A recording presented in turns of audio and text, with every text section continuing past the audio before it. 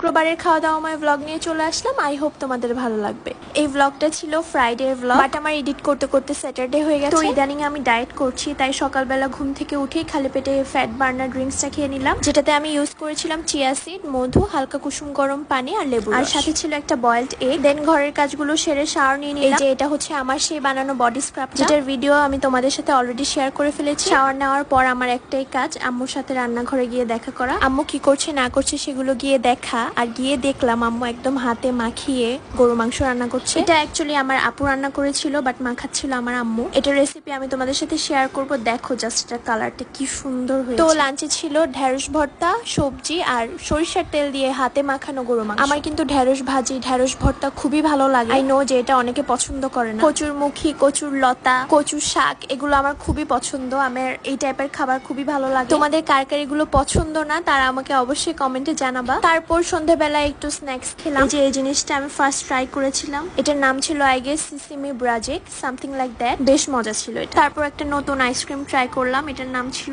Sunday, যেটা ছিল strawberry ফ্লেভারের, এন্ড এটাও খুবই মজা ছিল। খুবই কিউট একটা কাপ স্টাইলের।